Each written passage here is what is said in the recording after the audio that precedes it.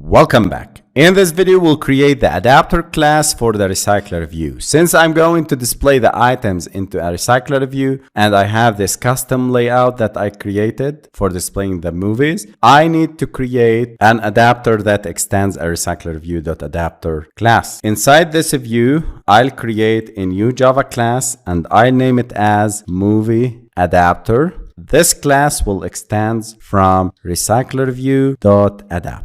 We've done this millions of times in the previous section. So please, if you missed any detail, any concepts, please refer to the RecyclerView sections and the previous sections. But don't worry, I'll explain everything. Here, I need to pass a view holder data type.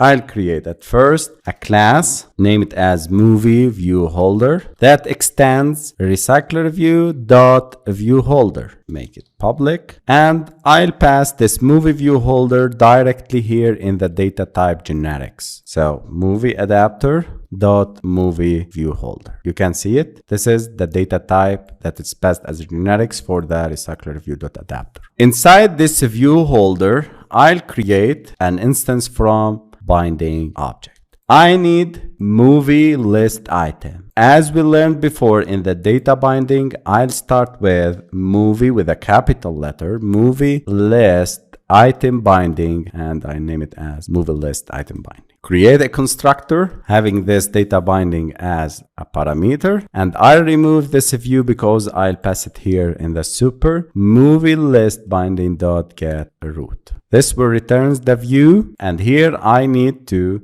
set movie list item dot get root. You can see I'm returning a view dot set on click listener. Later on, I'll implement this view on click listener because I need to direct to the movie details activity. And for now, everything is working fine. We created this movie view holder class. The second step is to create variables and implement the three methods of the RecyclerView.adapter class. I'll start with private context object named context and private array list of movie class and name it as movie array list.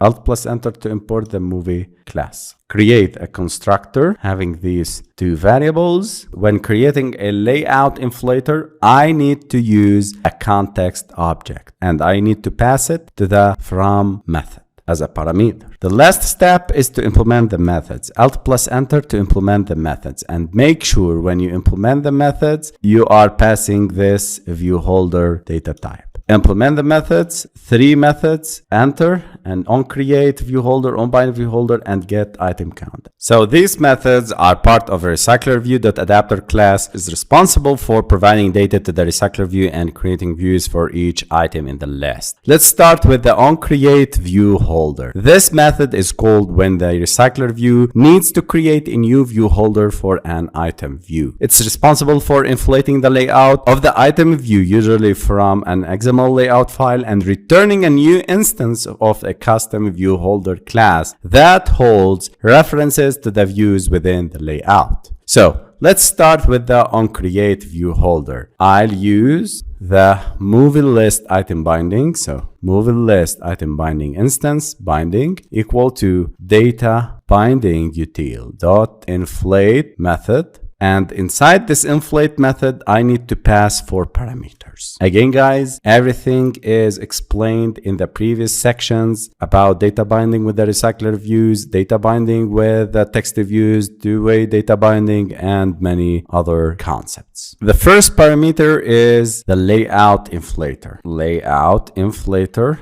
dot from, and here I need to pass the context object. So for that, I have created this context object. You can see why I'm doing this. I'm teaching you why we are writing these codes. Also, you can use the parent view group like this, parent.get context to return the context. The second parameter is r.layout.movie_list_item. This is the layout that we need to inflate, to display. The third parameter is parent, which is the view group, and the fourth parameter is attached to parent, which is false. Again, guys, data binding util.inflate is a method used to inflate a layout to create a binding instance for it. It's a part of data binding library, and it's used to associate a layout XML file with the generated binding class. And layout.inflater from parent.getContext method. This line creates an instance from a layout inflator using the context of the parent view.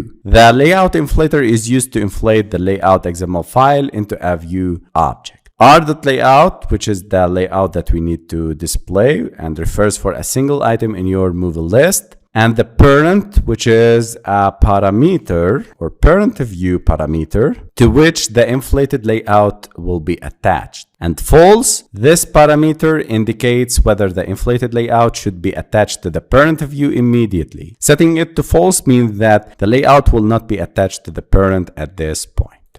Then I need to return new movie view holder, and I am passing my binding instance.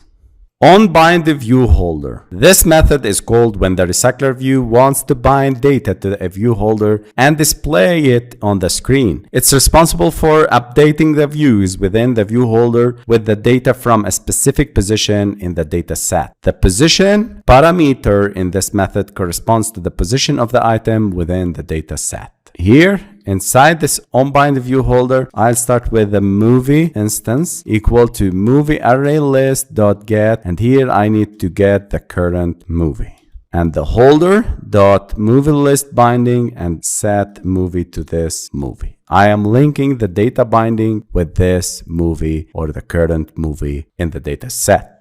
The get item count. This method determines the number of items in the data set that the recycler view should display. It's called by the recycler view to know how many items there are in the data source. And the get item count method should return an integer representing the total number of items. I'll use movie array list.size method. So congratulations, guys. We created this movie adapter for the recycler view